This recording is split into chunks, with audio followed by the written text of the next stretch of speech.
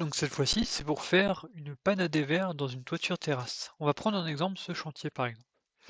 Donc ici, une toiture terrasse, généralement, il y a une pente à 3%. Et ici, on va vérifier cette panne-là ou celle-ci, peu importe. Donc, elles sont en 115 par 270 et elles ont une longueur de 5,81 m. Donc là, je vais aller dans Accord. Je fais donc nouveau projet.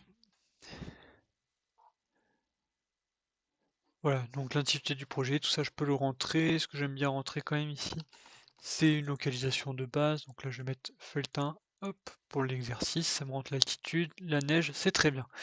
Donc maintenant, je vais dans Poutre. Dans Poutre, ici, je choisis donc panne. Ma panne s'ouvre. Euh, voilà. Donc, ma panne, on a dit qu'elle faisait 5,81 m déjà. Donc, pour ce qui est de ma longueur, ici, je mets 5,80 parce qu'on est en mètres. La toiture en degrés, il y a 30 degrés ou 57%. Les toitures terrasses en général, c'est 3%. Donc, je rentre celle-ci, ça me change bien celle d'au-dessus.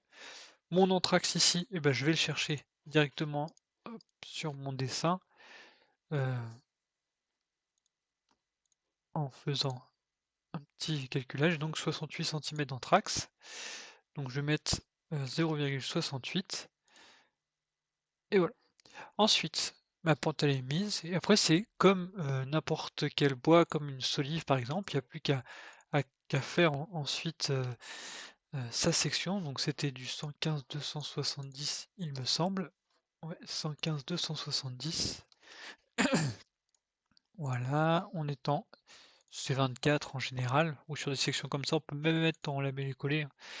La classe de service, on est bien en classe de service 2 à cet endroit-là, parce qu'on est en toiture.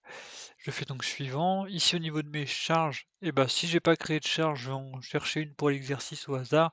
Donc je vais mettre les bacs acier USB isolation, très bien, hop, je rajoute ça.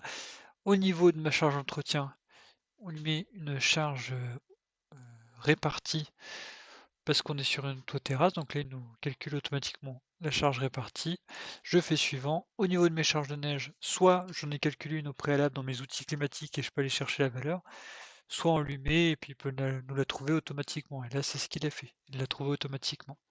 Donc très bien, on peut faire le même raisonnement avec les charges de vent. On rentre en gros les dimensions du bâtiment, la forme du bâtiment, etc.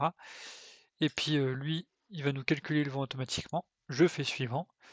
Ici, eh ben, si j'ai la présence d'antidévers régulièrement, donc je peux mettre ne pas considérer le déversement latéral, et dans ce cas-là, je m'en occupe pas. Et si j'en ai que un ou deux, par exemple, intermédiaires, si j'en ai que un, par exemple, je le rajoute ici. Donc j'ai bien mon antidévers qui apparaît là en L2, et je mets qu'il est antidévers haut et bas. Voilà, très bien. À partir de là, je peux calculer ma panne. Ma panne est calculée, elle passe sans souci. Voilà. Maintenant, vous savez comment dimensionner une panne à dévers dans une toiture terrasse avec Accord.